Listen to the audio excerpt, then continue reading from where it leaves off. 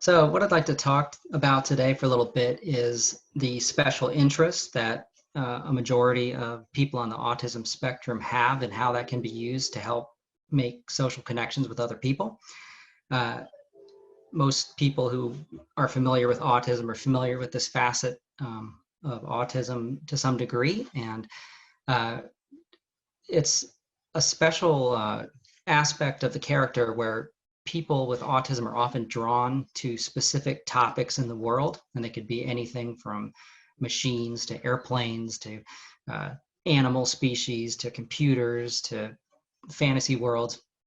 And they like to spend a lot of time researching these and understanding them and collecting information and objects related to them.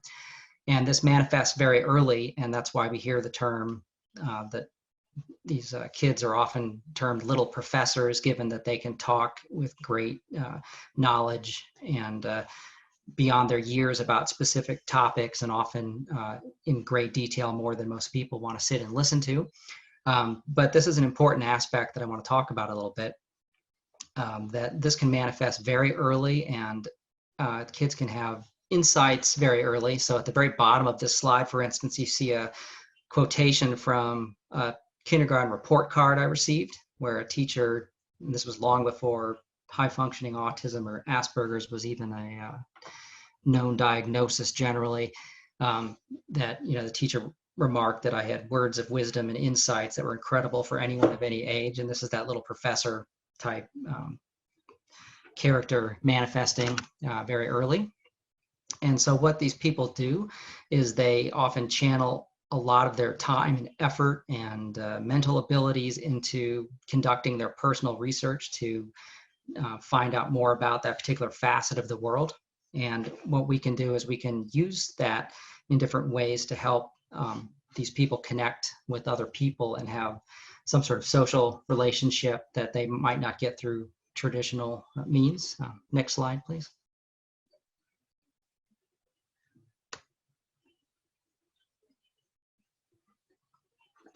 So for people with autism who have this, and this is somewhere in the range of above 90%, the special interest is incredibly important.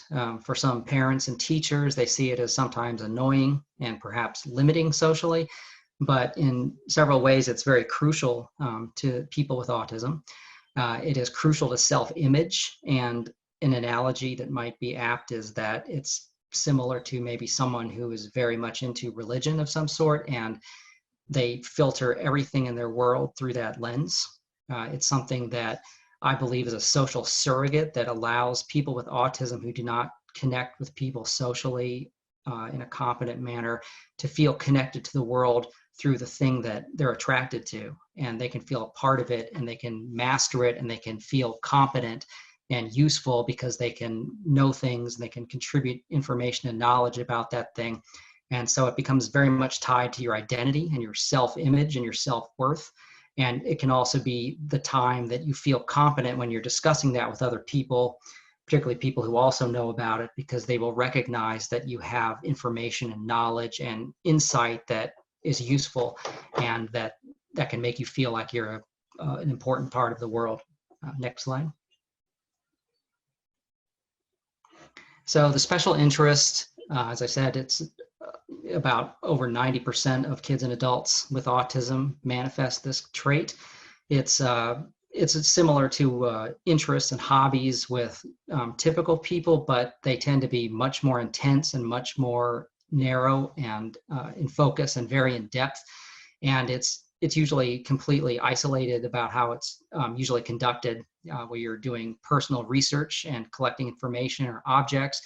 And how these things come about is not something that is within your control. It's involuntary, I guess, with most people's interest generally, where something piques your interest.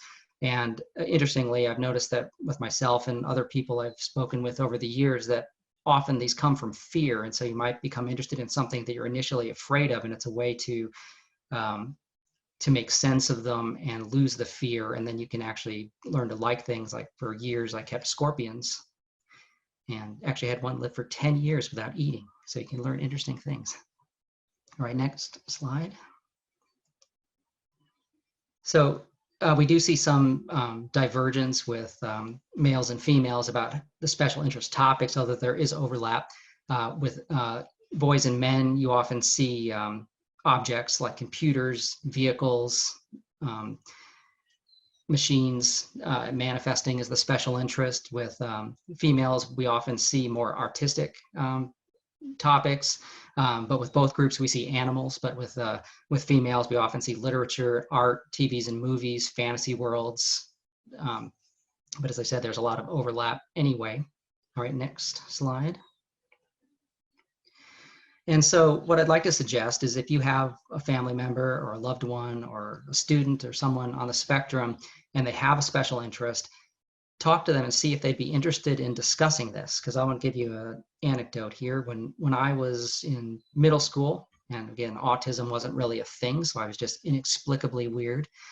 My parents, trying to make sense of my obsession with bats and other things, took me to a local nature center and got me the opportunity to volunteer once a week, and particularly over the summer, often with naturalists collecting snakes and helping them with programs.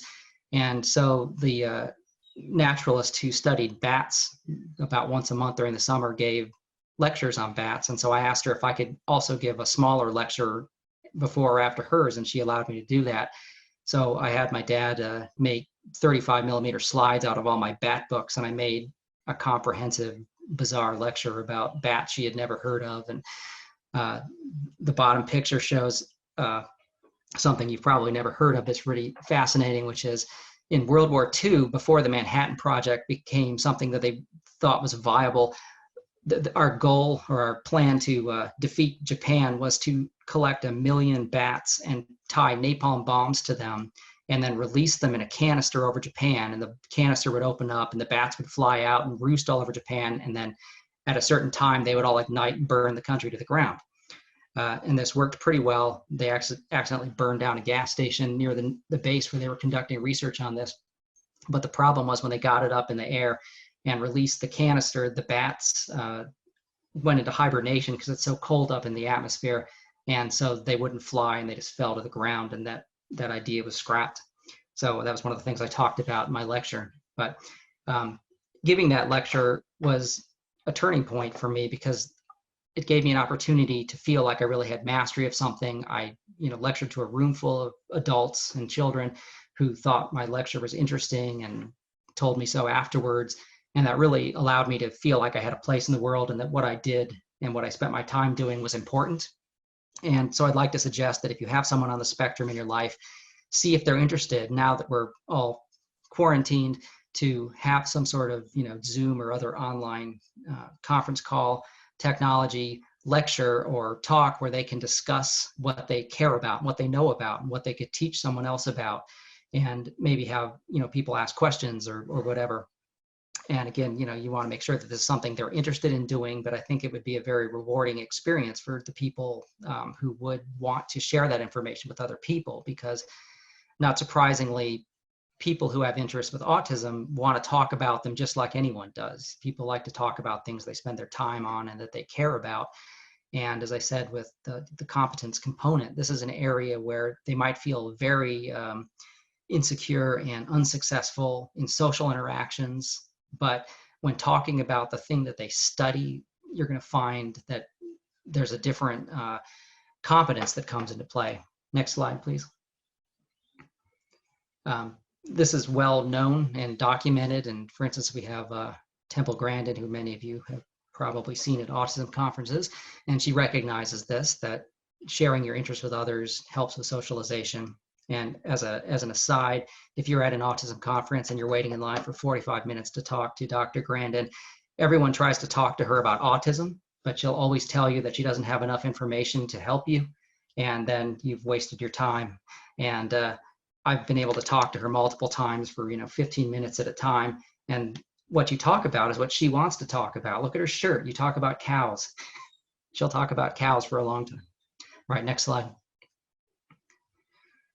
So for instance, here's a study in some of the limited research we have on the special interest that recognizes that in the academic setting, if you engage with children regarding their special interests, that we see a lot of the social deficits get better. You see that their body language improves. They have increased eye contact, better nonverbal gestures, less self-stimulation, and their distraction is also lessened. And so when you have these kids and adults able to talk about the thing they care about, it's an opportunity for them to have social interaction where they're going to be more comfortable and more successful than they would be as opposed to engaging in standard type social interactions, which are often more difficult.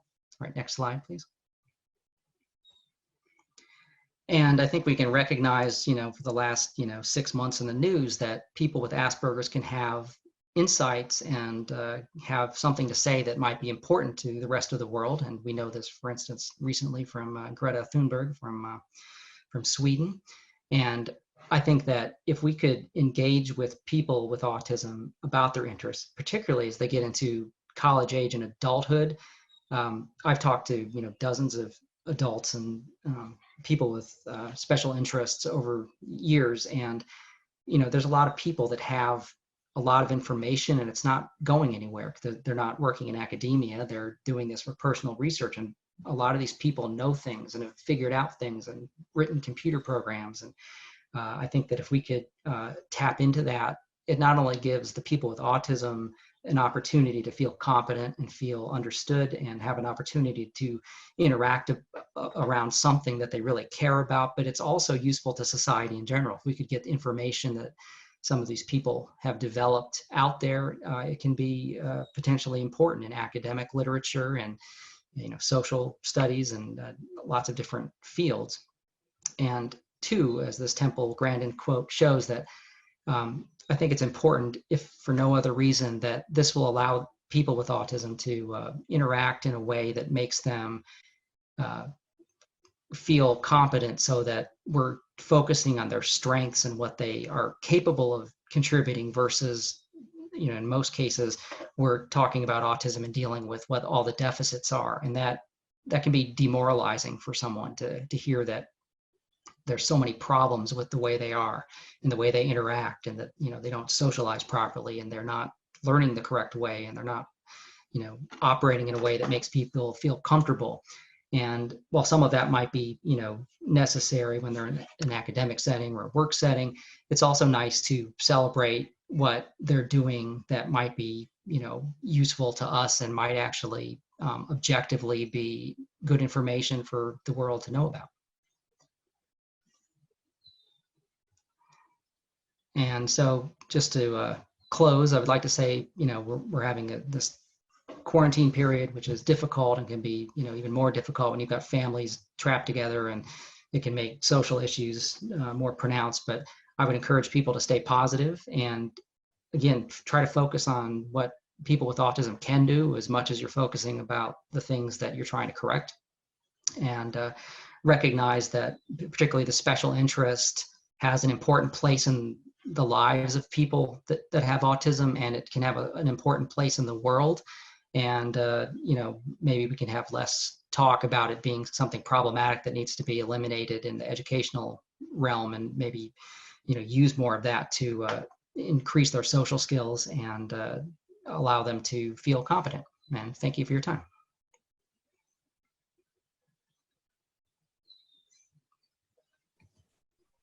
Thank you, Matt, for that inspiring presentation. I'm now going to jump over to some questions that we have from audience members. So we have one question here that is, what made you want to learn more about your special interest? Well, it's self-directed. I mean, it's not voluntary. So it's not like a choice where I wanted to look at a particular topic, or if I even had a topic that I at any particular point want to do something with it. It's more just it's an innate burning curiosity that you need to know more about a topic, and then you find different ways to approach it, which can make what autistic people research their results can be interesting because they can approach things from completely novel or strange angles, and they might find things that conventional research and academia type research wouldn't locate because they're looking in strange sources, or they're going about it in a roundabout way that is unique and can find things that other people may not find. Like, I study sharks, and I just recently found a shark species that it's been known from frozen markets, but they never knew where in the world it came from. And I heard about that, and within 2 weeks I had found it, and I figured out where they're catching them, because I have non-standard ways of finding information, and I was able to figure out how to look and was able to find it pretty quickly. Thanks, that's a great answer. This person asks, my parents don't understand my interest. How can I get them to understand why it is so important to me? Talk to them about it, but I think that, of course, parents and educators often want to see literature or something on it. There's not tons on it, but if you look at that citation that I had earlier about the tarantulas to toilet brushes article, that's a good source. And actually that author has more than one article on special interests that I think are very good. Also, I think Tony Attwood's book, The Guide to Asperger's Syndrome, I think, is very good about talking about the special interest and its importance. And that's a very common book that parents with autistic kids get.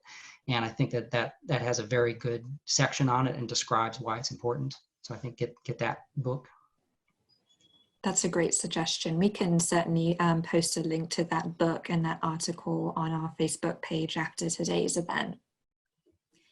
One person asks, where is the line between a special interest and an obsession?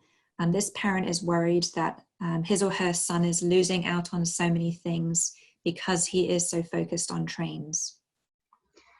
I think it's a hard question because, I mean, certainly you don't want the child getting in trouble. You don't want, I mean, we see this occasionally that, kids will steal things, or they'll, trespass onto, the yard of a, train company to look at trains or board them and get in trouble with the law. We certainly don't want, kids engaging, or adults engaging in activities that can get them in trouble and cause problems for them. I think that I'm a parent too, and, you worry that if your kid is, engaging in their own research, they're not doing other things. But I think ask yourself if they're going to be socializing in a standard way, even if they didn't have the interest. As long as that's something they're getting enjoyment out of, I think it's okay. I think that certainly we should try to also push our kids a little bit to try socialization and teach them skills, but also I don't think you should push them into situations where they feel uncomfortable frequently. Like, I think I've encountered some parents where they want to, sink or swim, push their kids into social situations and force them to interact. And that's exhausting. As adults, we don't engage in things that we hate or that we find difficult to do. And certainly we have to do certain things, for various reasons, and we do them when we have to, but we can also relax and do what we want to do. I think that it's a balance that, as long as they're happy doing it, I think that, studying trains or any other topic is a perfectly good way to spend time. And, that can also be paired with, social training, if necessary, to, at least be functional. Because I think that the main limitation is that we want these kids and adults to eventually be employed, and they just have to have enough social skills so that their talents are appreciated and they're not so eccentric that they can't hold a job. But I think aside from that, I think we can give them a break and they don't have to function like typical people in every circumstance. Thanks, Matt. And related to that, someone asks, my high-functioning autistic child would be reluctant to share, wouldn't love it. He'd be afraid of social interaction, even online. How do you start small and build on success, especially while encouraging independence? I think that maybe encouraging your loved one to maybe talk to the family in a semi-formal setting at home.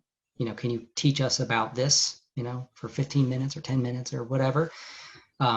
Maybe, if you have a, whiteboard or chalkboard or poster board or something like that, maybe, or, even a computer PowerPoint type format, where there can be, visuals of some sort that would be used.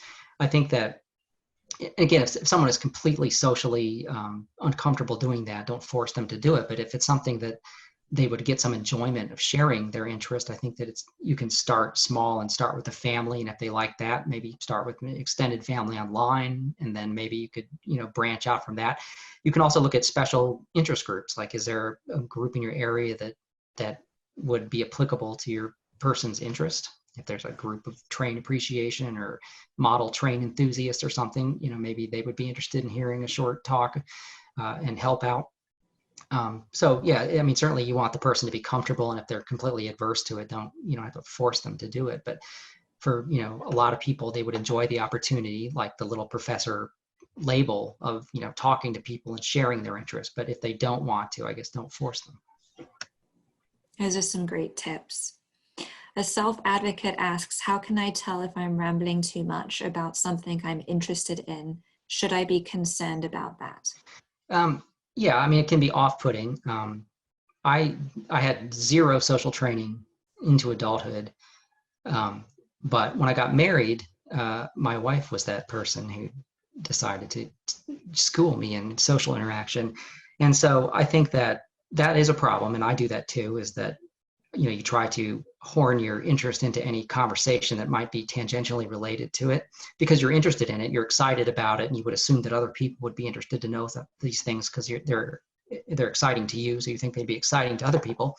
But the reality is, unless it really comes up directly, that's not going to be something people want to hear about for 10 minutes. And so, like, my wife gave me a rule that I can have one sentence about something I'm working on, and if the person follows up with a question or an insight about the same thing, I can continue with another sentence. But if they drop the topic, then I have to too. And it's not my preferred way of interacting because I like talking about my things, but I also recognize that if you talk for 10 minutes about some topic that they're not interested in, it's off-putting and people think you're eccentric, and, that's not great for social interaction. So I use that rule. But, I find that most often people don't want to hear about it in great detail, except, instances where you're talking on a topic for a particular group or something. Another audience member asks, was there someone in your life who recognized your strengths and made a difference in your life growing up? Not until I was married. It was my wife. My parents we didn't know about autism. Like I said, like high functioning autism, Asperger wasn't really a thing until I graduated from college. So I was just inexplicably eccentric. But my wife realized that I was like drastically underemployed and miserable, and she didn't know why, but she started giving me life rules about how I was going to interact and how I was going to get my stuff together and get a real job and do something I'm proud of. And so she really gave me the tough love that, forced me to do something better. And if you want advice like that, Temple Grandin has books and articles that are really good about getting your kid into the workforce. And her stuff is dead on. It's exactly what I followed just from my wife's advice. And so if you're looking for, how to get your kid integrated into a job and suitable for the workplace, read her stuff on it. It's actually really, really excellent. Great. What is one thing that you wish you had known or done when you were in school to help make social connections easier? It's hard to say because I said I didn't even know about it. I just took for granted from early on that I just wasn't someone who was social well. And so I just took for granted that, I wouldn't interact with that many people, and, wouldn't be as the way it was with normal people. Certainly with my kid, we got social training in school, and I think that did help. And I think the best thing I found was that when you had peers that interacted with the person and helped as guides and people to facilitate interaction, that works better than when the teachers do it. So that was the thing that I thought made the difference with my kid, is that when you could have, so it wasn't an outsider, like, an authority figure trying to horn in someone into a social group. If you had a kid doing it, I think it's more successful. So maybe that's a route to try. That's a great suggestion. For someone who's not comfortable talking with new people, what is one thing that they can do to start finding people with similar interests? Well, certainly, with the internet being as vast as it is now, it's pretty easy to find interest groups, and you can find on Facebook or just online generally, or through universities or whatever. And I think if you can find a group that does or is interested in the same type of thing you are, that can be very rewarding, particularly if you can supply insights in some topic that's unsettled in that field, and you talk to those people and they recognize that you actually can provide valuable information. Then that means that these people will come back to you if they have a question about something, and it gives you an opportunity, if you're able to do it, to to accomplish something that people need and want and will value you for. And then you can start building semi-professional relationships that way. You're someone who knows about this particular topic. Maybe if you're a kid who takes apart computers and rebuilds them and something, and maybe you've figured out how to solve some mechanical issue that is a problem nowadays, but they've found some novel way to go around that. That might be something that people would find useful, and then also find you as someone who's valuable, to be in their group and to interact with, and a source of information. And I've been able to do that in several fields, where people come to me with questions about the things I study. And I love that, because then that gives me an opportunity to, it fires up a new interest in that special interest, and that I'm obsessed with trying to find the answer to that question if I can. And when I can, it's really cool. Then it really feels like I've got a place in the world, and it's important that I'm here, because maybe that information would never have been found if I hadn't been the one looking for it. And so I think that can be really a great source of self-esteem and positive interaction if it works. Great. How do you explain your special interests or talk about your special interests to your children? This person wants to be able to share their interests with their children, but doesn't want to lecture them. Well, I guess, if it's something that would be naturally applicable to a situation, it can come up that way.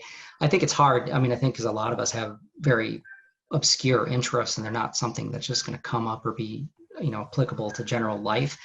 I think that if you can find some way that it's academically interesting, that might be something that they would want to know, or you can even talk about the techniques you use to study your interest. It might be more broadly applicable. Like, my kids may not want to hear about, one of the interests that I have, but they might be interested in how I find information. Like, how am I successful where other people have not been in, finding an obscure shark or something. Like, what are the techniques that I use? And I've actually done lectures at museums about my research technique. And, you can develop skills and ways to research that are novel, and you can find things that other people don't find, because you're not using the same techniques that most people have heard of. And so, either your general interest, if it's might be interesting to people, or your, just even the process can be something that people might want to know about. Do you mind elaborating on your research techniques? It's sort of complicated. I could do that as a lecture or something at some point. It's different types of computer resources and search terms and things about how we find things, or verifying things from multiple sources, and searching in other languages and things. So it's complex, but I'm happy to do a lecture on that at some point. Thanks, Matt. Now that we can't go anywhere and we're stuck at home, do you have any resources or suggestions to help one parent help their daughter keep learning about whales and ocean mammals? There's certainly a lot of, good information online. And I think, if you can also find people that actually study cetaceans, they're the best source of information. They'll have things that are, grounded in science, and, be more reliable. I personally don't, have websites that I know about regarding cetaceans, but certainly there's a lot of information online that's good. I think that, fun places to start is look for pictures on, Instagram or Twitter, look on YouTube for videos about whales and particular activities of whales or funny videos about whales. And I was just seeing something the other day about dolphins using their tails to, stun fish by flicking them, meters out of the water into the air. And I'd never seen that before. I thought that was pretty cool.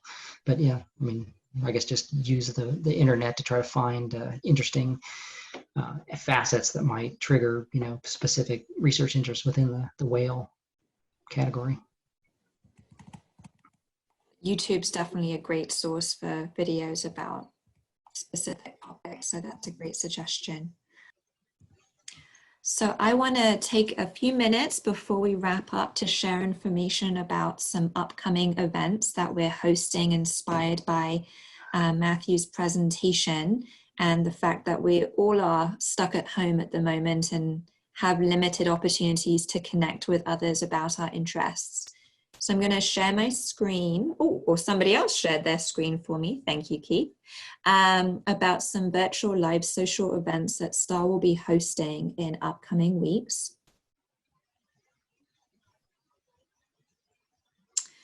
So you may have seen a question or a few questions in the registration form for today's event about what your or your child's special interests are. And the reason we ask that is because what we're going to do is try and use these special interests that you have to create social connections with others online. We're going to could we go back? Sorry. Thank you. We are going to start hosting some virtual games based on common interest via Kahoot, where folks can connect. Next slide. So Kahoot is a free game-based learning platform used by millions of people around the world every day to discover, create, play, and share learning games. It can be used for any subject, any age, and with any device, and players don't even need to register for an account, so it's pretty user-friendly.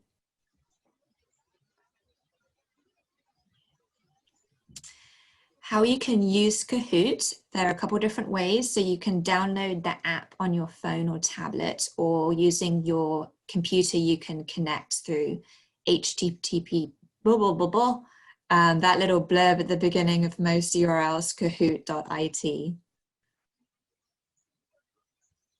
And so what we're going to be doing is we're going to be sharing information through our STAR Facebook page. If you haven't followed or liked that yet, search at Autism UVA on Facebook and you'll find us.